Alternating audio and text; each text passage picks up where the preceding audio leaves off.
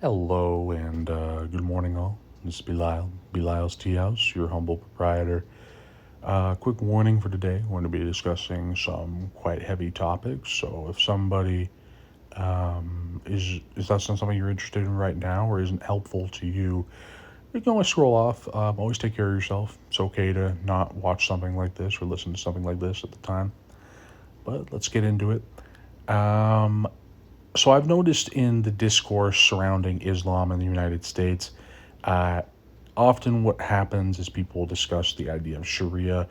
I'm not a scholar, but the idea of Sharia itself would be, a personal religious law that is ambiguously defined as the rulings of the collective ulama or scholars who study Quran and Sunnah and the rulings of previous scholars to make rulings based off of that.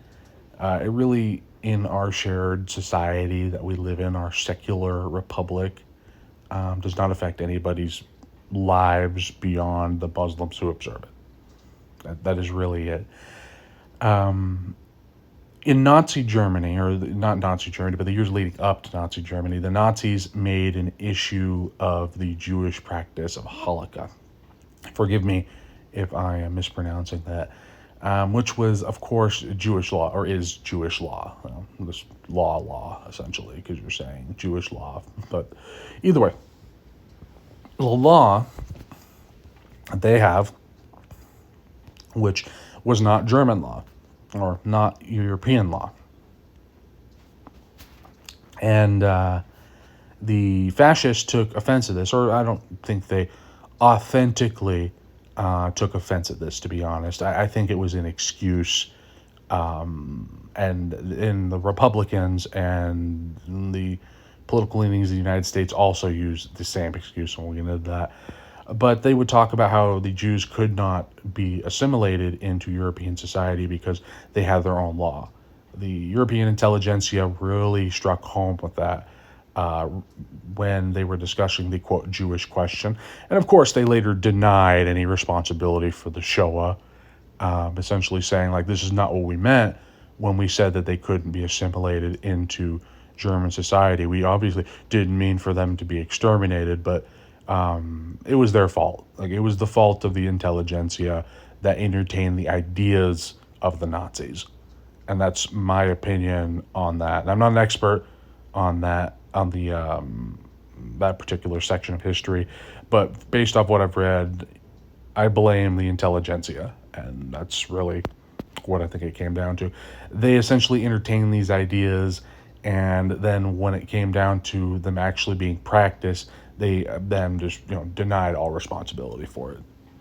But that's where we're at in the United States when it comes to the discourse of Islam. These people, they say, have their own law, and it cannot be compatible with American law, and they cannot be assimilated into American society. You have Republican candidates in states like Texas that are essentially running off of exterminating the Muslims. They are using the same wording that was used to dehumanize the Jews just before the Shoah. I'm not. I don't 100% believe that we're like months away or years away from like extermination camps in the United States, but I do believe that when you entertain these ideas, it essentially it eventually will lead to something like that, which is why they should just be shut down. But instead of that, they're welcomed on platforms to discuss this idea, which is not good. It's definitely not good when you even entertain a fascist delusions about his perceived enemy. Now, of course, in regards to the United States and Muslims and Jews, the Jewish communities have been in the United States since probably the 1700s, I'd say, as far as like Anglo-Saxon colonial America. Benjamin Franklin actually attended one of the first synagogues to exist in colonial America. Fun fact. And of course, they've been able to thrive as a community in the United States while observing their law, which, kind of pokes a hole in the theory of, well, Muslims can't exist here because they are a legalistic religion, just like our sister religion, Judaism. Muslims, of course, have existed in the United States since probably, I'd say, the 1890s. The most prominent one of the Victorian era in America I could think of is probably Alexander Muhammad Webb, who was the former counselor to the Philippines, and eventually he converted to Islam and established one of the first Islamic communities in America.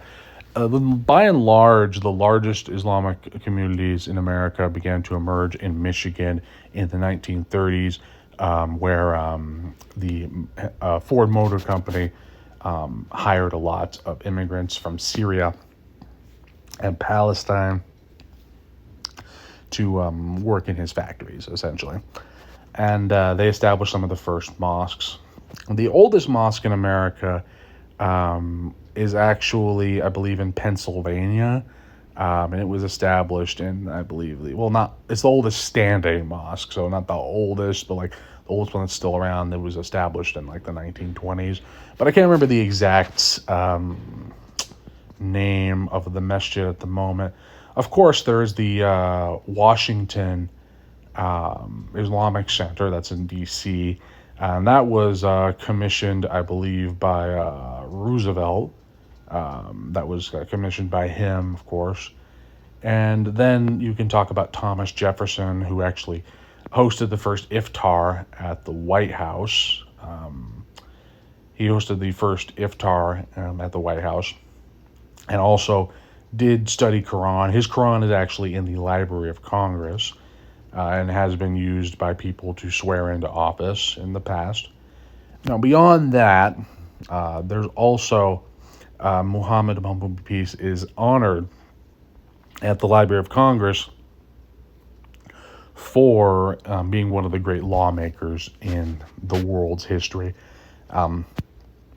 Quite controversially, they do have a carving of him in the library, which I believe the face has actually been sanded down after input from the Muslim community, which is just a way to honor our religious ethos as you are honoring the founder of our religion. I'm sure somebody will look at that and be like, see, they're imposing their Sharia on us, even though, of course, the idea is literally just to be like, oh, this guy's important to your religion, and we're trying to convey that you're part of America, so we're just gonna, we're gonna be like, oh, okay, that makes sense. Let's be respectful with it. But either way, you should not entertain the ideas of fascists. When they talk about like how Sharia is not compatible with the United States, you know what Sharia means to Muslim Americans? It means that I don't take interest-bearing loans. I go to Juma. I fast Ramadan. I try to, pray 5 times a day. I eat halal meat. And everyone is different. I mean, there's different levels of religiosity, and there for certain is extremism in the Muslim community. Like all communities, there are extreme people in it. That's even an issue for Judaism, although it's not really talked about as much. Christianity, for certain, has its own extremism problem. And I really do believe the only way to confront that is to be authentic about religious beliefs. As Sheikh Abdul Hakim Marood has said, the traditional medicine should be what takes care of that. And I'm not an expert on that, but I would definitely read Sheikh Hakim's book, Bombing Without Moonlight, which is just about extremism and how to confront that.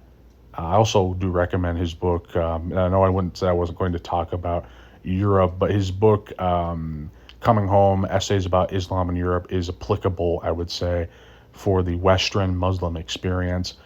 When I talk about things like the shirk of the party or the polytheism of compulsion, That's something that these people don't expect you to talk about. These fascists, they say that Muslims are a monolith, and that they all want to.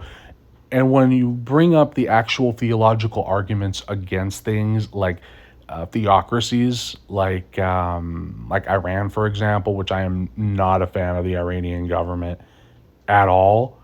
When you get down to that, and you talk about how it's actually a sin to force anybody to be Sharia compliant like that, because that's compulsion of the party. That's compulsion. That's the polytheism of compulsion. And you make those theological arguments, which Sheikh Hakim actually speaks about in his books. If you want to actually pick up one of his essays, they don't know what you're talking about. They essentially just think that you do not understand your own religion, and but again, they're not being authentic about it. They just are racist and are looking for an excuse to get rid of an other. And when I say that these people are racist, I am not saying that Islam is a race. I'm saying that when they picture a Muslim, they do not think of somebody who is of European descent. They don't think of somebody like that. In the United States, however, despite what they would say about it being an quote Arab religion, the majority of Americans who are Muslim, the largest group would be African Americans, followed by Euro Americans, and then Hispanic Americans. And then there's a large portion of immigrants from the subcontinent and from the Middle East as well, West Asia. But of course, they don't think of Euro Americans when they think of Islam, which is why they're racist. There's that intersectionality there. But either way, this has just been kind of a small rant.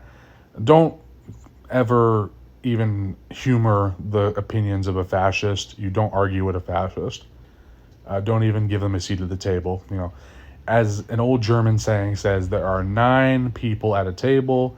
A fascist sits down. Now there are 10 fascists at the table. Anyways, it's been kind of a rant.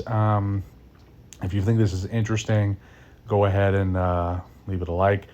Everybody I've had, as far as the photos in this video, are all Muslims of European descent. Actually, all Anglo-Saxon and Scottish people, which I know I said I wasn't going to talk about Europe, but for some reason I threw them in there, not Muhammad Alexander Webb.